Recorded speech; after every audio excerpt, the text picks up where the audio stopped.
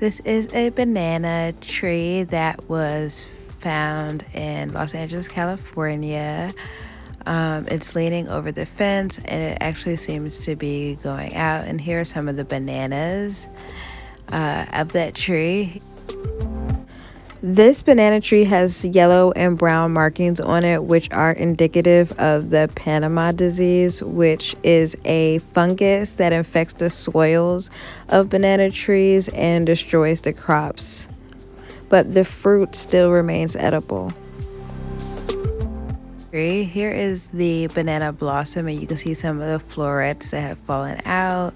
You can also see a really good view of how thick those bracts are. They're actually used as serving plates. They're not really edible, although there are some recipes out there to actually eat them if that's your thing. But yeah, here's another picture of the bananas and the leaf itself. Inside, you've got this lot tougher banana blossom kind of core. It's a little bit two-tone, this yellowish greenish, and it actually had a little bit of purple as well. And as you see right here, it's super solid. Yeah, it was completely solid.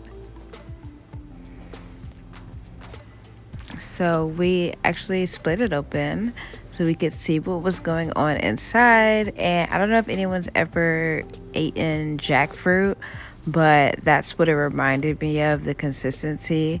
And it also kind of looks like an artichoke. It's very thick. We tasted it, it was pretty bitter.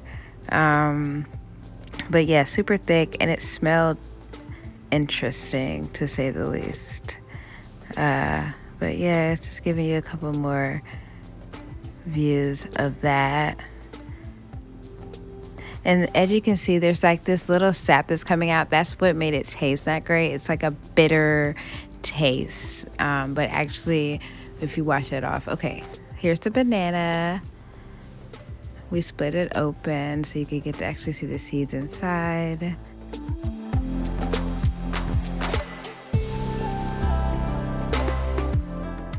The skin of the banana holds a lot of water, so as the banana ripens, it's absorbing that into the fleshy part that you actually eat, and you'll see the banana actually shrink throughout time.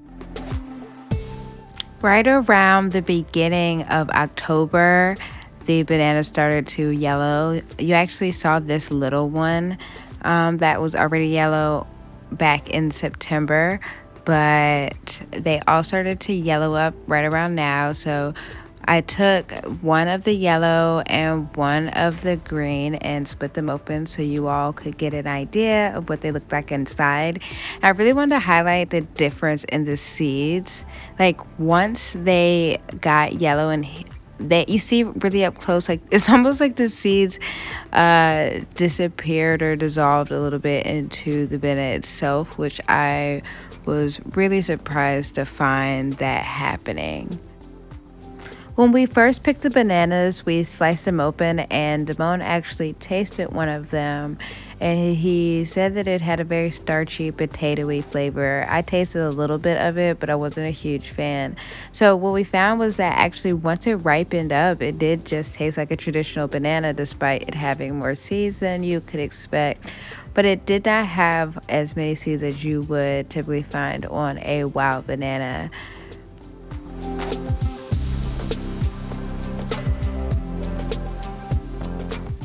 These pictures are from October 11th, and that's going to be about 5 days, 4 or 5 days since you saw the last pictures, which means it took that quick before it took about a month for them to even start to yellow up.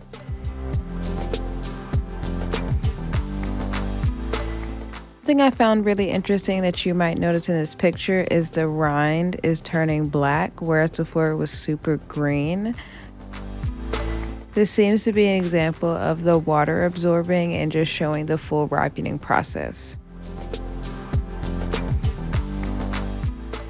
These are just a couple of updated photos of the tree on October 11th.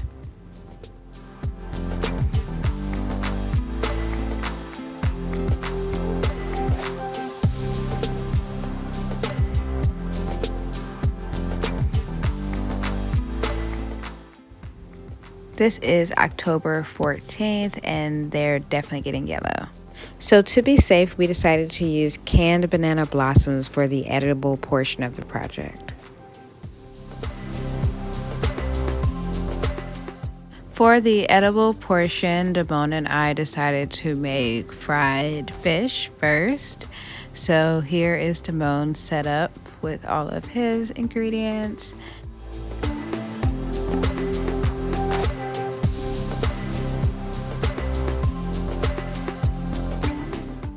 Damone ended up making a fried fish po' boy, which looks absolutely delicious, and according to his report, was barely discernible from the real thing. He also decided to get a little fancy and made some beer battered fish tacos. I decided to make a fried catfish, of which I ate so fast that you will not see the completed meal, but enjoy the preparation. These two pictures coming up are my favorite because to me they look really, really like, oh my God, is that fish?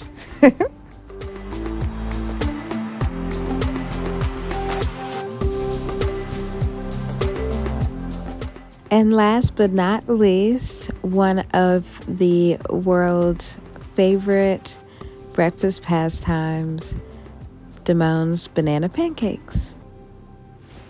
You can make so many things with bananas. Who knew?